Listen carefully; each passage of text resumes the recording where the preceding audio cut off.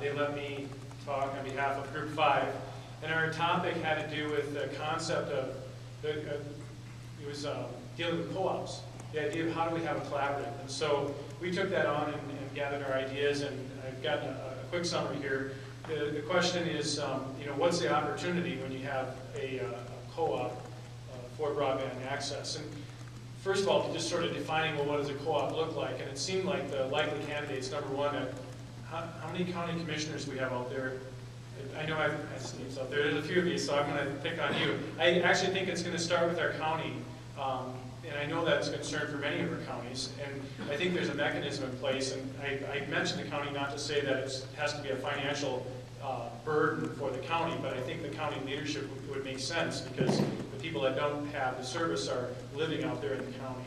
And the next partner in this would probably, that we talked about, would either be phone companies, and one of our group members mentioned Consolidated Telephone, which has good spectral connectivity or something beyond what I understand. But you also think of the Decentral Energy or some utility type that already has some capacity. So we talk about, and that leads to the second part of this opportunity, those would be the two main players in this, but there could be others. And the other opportunity for this is the fact that these companies already have the ability to build, to provide service, they have some technology understanding already, they have the ability to market, and they could collaborate with the county with the goal of providing 100% affordable broadband access to everybody in their service area.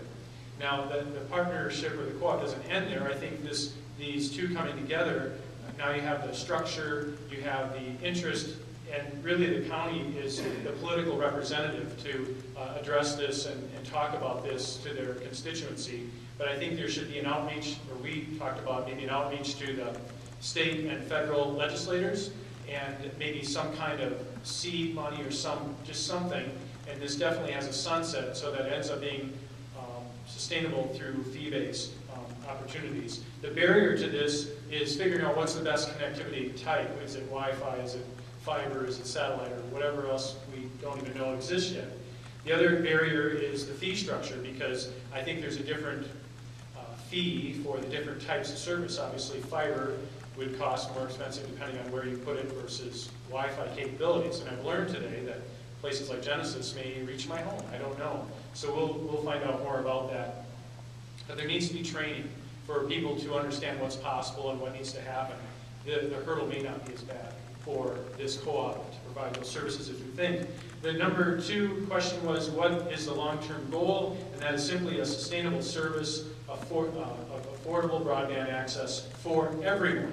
It needs to be there. The third, what are the next steps? This is where, again, I think the county, and hopefully I'm not stepping out of line here to say it's the county, but they have call a meeting and bring people together. And I certainly, as a school district representative, would be glad to be a part of that discussion. And we begin a process of collaborating with whether the energy electrical company or someone, and go forward with our legislative help and get this thing done, because it will be a win-win. And then who's willing to lead? Well, I'm hopeful that it's the county again, but the question one of the group members asked me was, is the school willing to pay?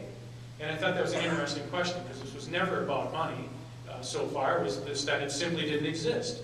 And so if you were to tell me what it might cost, I might be willing to pay. Would the school be willing to pay? Certainly, because hypothetically, well, what would you be willing to pay? Is it $5 a student, $10 a student?